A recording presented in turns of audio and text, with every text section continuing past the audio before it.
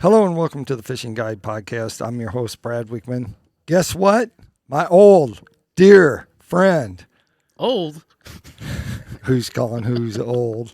Todd Huckabee's in the house. I wish you were at my house because then we could go out there and go crappie fishing. You could show me a thing or two. Yeah, absolutely. So, but I want to go catch some of those big striper. Yeah, we could do that. We could do both, really, to tell you the truth. Both of them like going out in the middle and just going around chasing shad. So yeah, that works out pretty good. Kyle's here.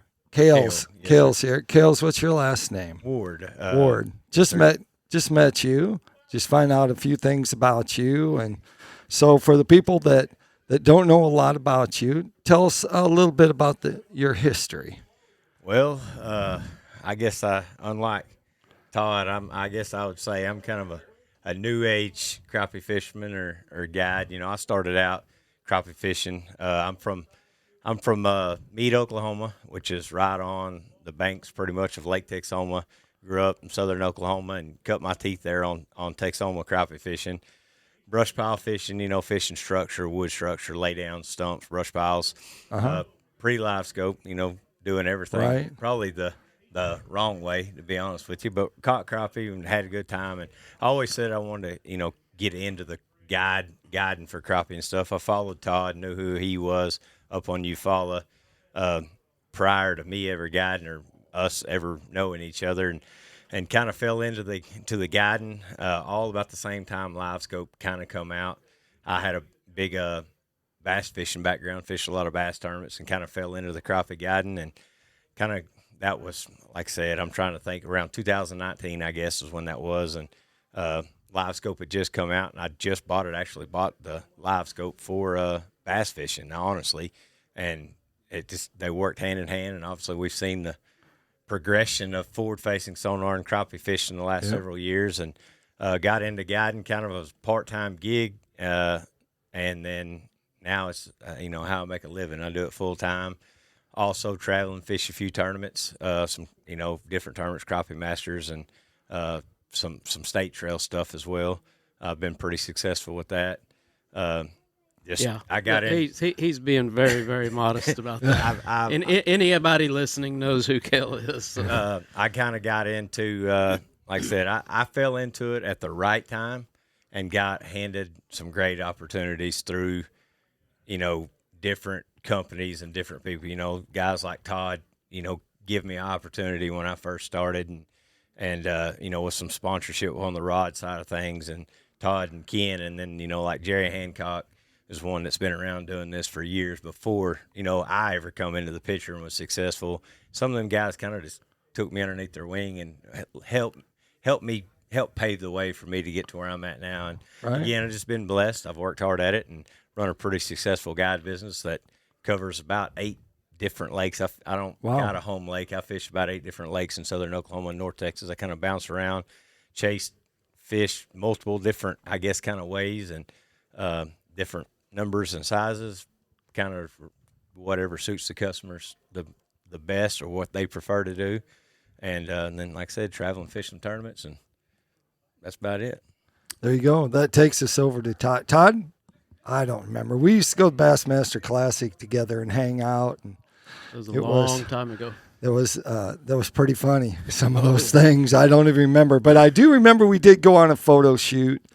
And the one photo shoot, I went and I thought I took the perfect, greatest photo of Todd. Like literally, the fish is up and it's slapping water, and you know, you got the angler and you got the whole boat. And I don't remember what the name of the sponsor was on the side of his boat. Hold on. It was Assurance. So the first 3 letters were ASS. And all he got in that picture was www.ass. Greatest photo ever. Nope. Greatest photo I never got to use. Right. That was so funny. I go back to my house. I'm like, and then I'm like on the phone. I'm like, oh my God, you will not believe this. So that was at Table Rock. Yes, that was at Table Rock. We had that huge hotel is what we were there for. Was for the tourism department. We had that huge hotel in the back, and yeah, it was perfect, all except for a little bit of cropping. One small little thing. Sometimes it's the small things that get you. Right. Let's talk about fishing rods with you. Talk about the small things. What makes your rods? What does it separate? How do you separate that? And you're like, this is what I was looking for in a rod. Well, whenever I first started guiding over 20 Right. years ago, Yeah. I wanted a long rod, but it didn't fit with my style of a heavier bait. So the Right. heavier bait and the only long rods on the market at the time were very, very limber. Right. So I had a cousin, or still have a cousin, but living in Oregon, and I had gone up there and had gone steelhead fishing. Right. And they were using 10, 11, 12-foot rods for steelhead, but the rod had a lot of backbone. Right. So I brought some back, and that's what I used. And then it went from there to me signing with Quantum and designing rods for them. Gary Dollahan brought me on board and designed rods for Quantum, and it just kind of snowballed from there. Now we've got Power Fishing, which is the mother company of Power Crappie, and we make rods from 6 foot all the way up to 18 foot. So, and it's kind of like Kayle talking about how he stumbled into what he's doing, and very, very, very dominant national champion this year by himself. And it is a team trail, and he fished it by himself. And I saw him Right. on the water because I was guiding when he was out there. He's a maniac, but kind of like he was talking about when he fell into this. So we already had these long rods that have a lot of backbone. Uh-huh.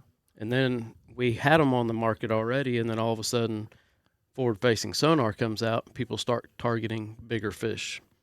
And then when they started doing that, they started realizing the importance of having a rod with a lot of backbone, because now there's no guessing if that was a big fish or not.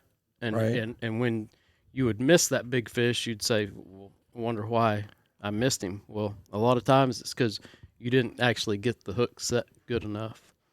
So with a rod that's got a lot of backbone, for years and years, everybody said our rods were, or my rods were like pull cues or whatever, because they were Right. too stiff. And so it just kind of worked out that we already had them on the market when there was a demand for them. And that's really what's pushed that success. And, not only that, but having guys like Kayle and Jerry and all of our pro staff guys that are kind of the best at what they do.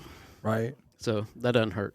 No, it doesn't hurt. And believe it or not, back in the day, I wrote lots of articles about how he caught fish and literally how they caught fish before forward facing. And so you, in a way, said, like, you started your fishing career before it, didn't you? Yeah, I mean, I started before, but I mean, again, it was minimal compared to now, and what I Right. mean by that is I didn't start guiding till actually one of the first guide trip I run, forward facing sonar was on my boat. Right. But what I'm saying is I learned or caught, crappie fished, a decent amount prior to it, just on Texoma, and like I said, Right. but a lot has from when I started and Todd to now where we're at in the crappie fishing world. Right. A lot's changed, I mean, the things I did back then is 110% different than what I do now. It's changed Right. my approach. And like I said, that's kind of what I would say.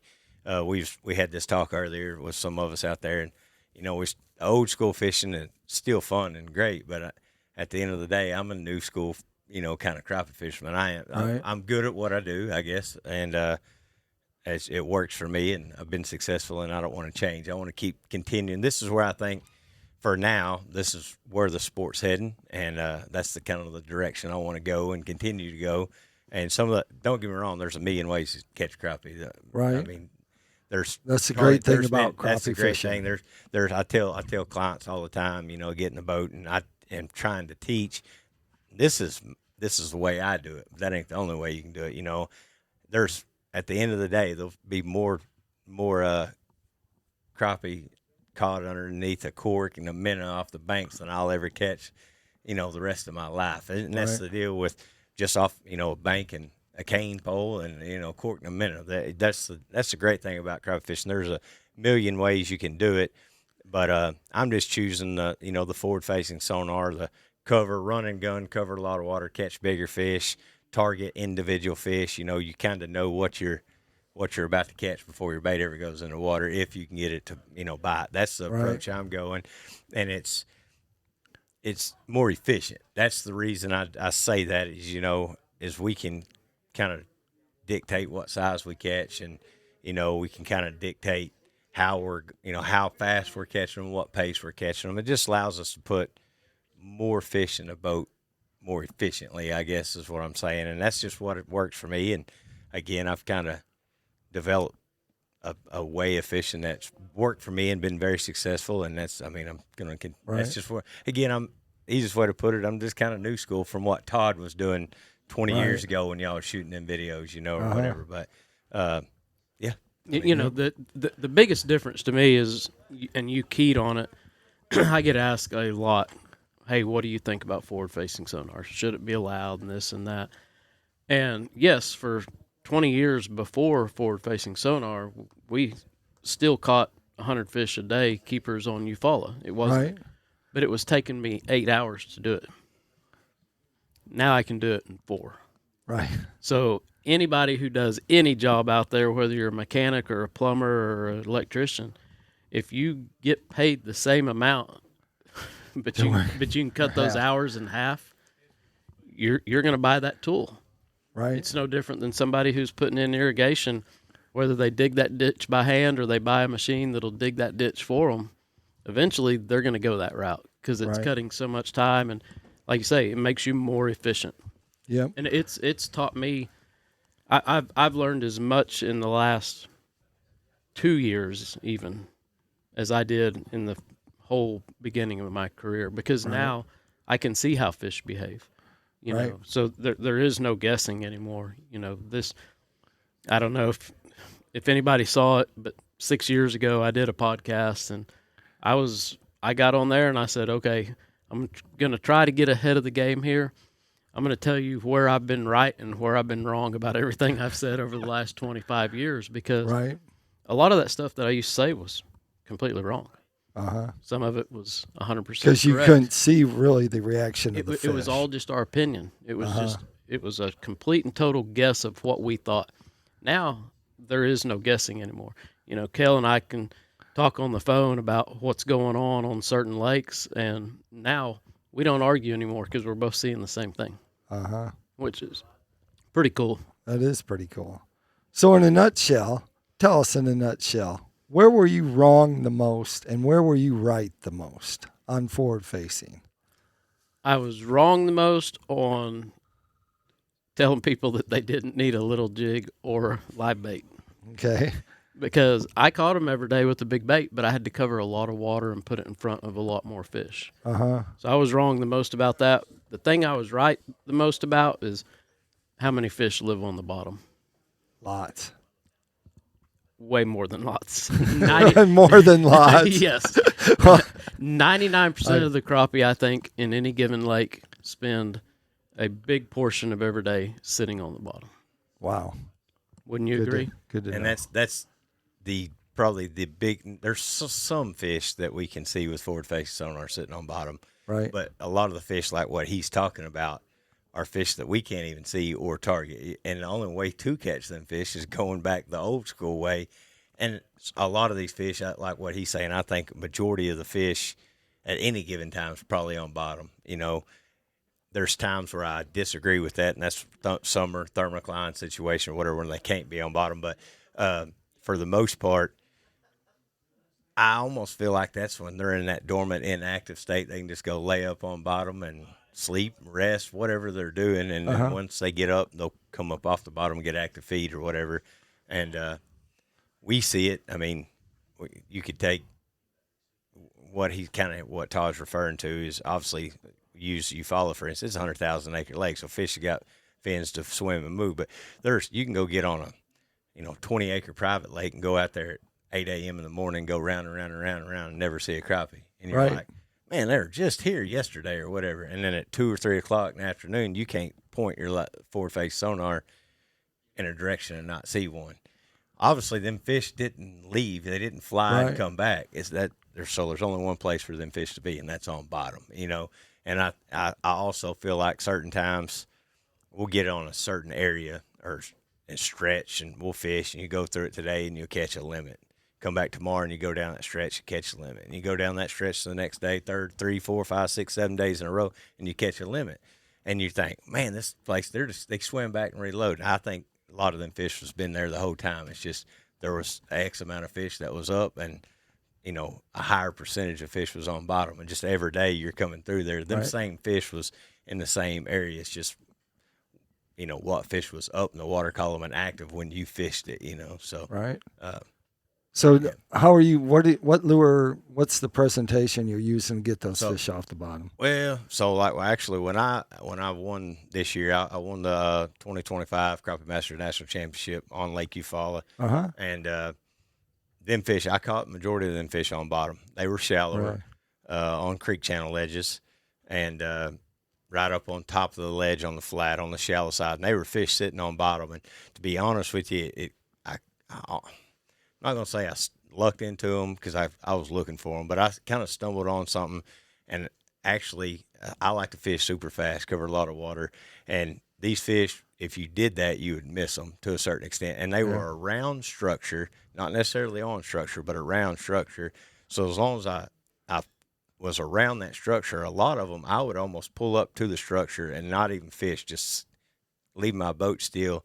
And then fish would almost spook a little bit and get up and show themselves. They would come up off the bottom. Some of them you could see sitting there, but for me, how I kind of found it is I turned my gain on I run Garmin Live Scope as my forward face sonar, and I turned my gain way, way, way down, way below what I normally did, and it allowed me to see some of them fish that I couldn't see before. And like I said, a couple of my tournament fish that I caught, honestly, I never knew they were there. Be fishing for one fish, and all of a sudden it'd come up off the bottom to kind of spook to get away from my boat presence.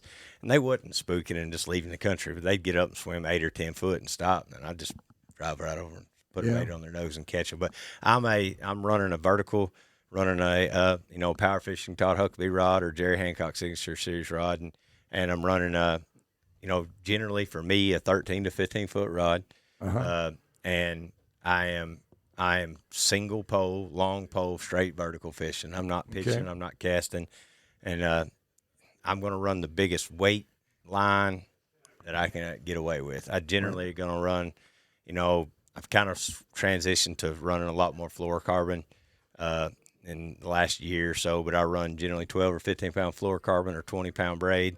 And don't get me wrong, I'll downsize, but I'm typically going to go with the heaviest jig head, not necessarily the biggest profile, but I'm always going to run the biggest jig head, the biggest weight. I typically run at some kind of egg sinker or bullet weight above my jig for one reason. Everything I'm doing is to be fast. And the heavier, more weight that I can put on that line, the faster I can get it on a fish's nose, the better off I am. So I'm fishing fast. You take wind, you take spooky fish, whatever into the equation, extra weight gets, but there's a time where they're not always going to bite that bigger head or whatever is good, and you got to downsize. So I'm always going to go with as heavy as what the fish will allow me to use and still, get bites and be successful at putting them in the boat. So it's a power, the term power fishing, power crappie is, comes into play good for me because it's a power, go fast. It's not really a finesse approach the way I'm doing it, and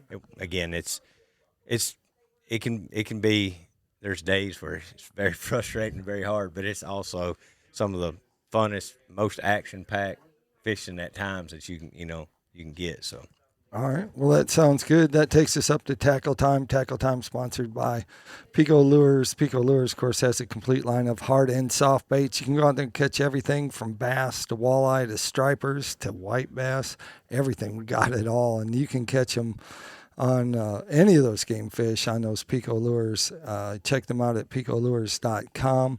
You can also go to our sponsor, B&M Pole. They have a complete line of rods for everything from catfish to brim to trout, you name it, crappie, they got a pole. You can find them at bnmpole.com. We'll start with you, Kayle. If they wanted to find out more, where would they go? So pretty much everything I do is either directly or through Facebook. Okay. My Facebook, I have a personal page under Kayle Ward, and then I've also got my guide my guide business page, which is Reeling Them In Guide Service. Again, I'm located in southern Oklahoma, guide southern Oklahoma and North Texas. But they can also reach out to me, via phone or text message. That number is 580-579-0124. All right. Todd, my old dear friend. Yeah, Facebook, Instagram, Todd Huckabee, or give me a call, 405-520-8980. I feel like we should remember another thing that we did, back in the day, but I think telling the one story is enough for now. We'll get you back. That kind of sums all of it up right there. That sums all our adventures of sitting there and all of a sudden things happen. And so great times. And I appreciate you being on the show. And you bet. Thanks for having me. And that long-term friendship that we had. Yes, sir. Like I always like to end the show, make sure you keep your hook sharp and your lures in the water.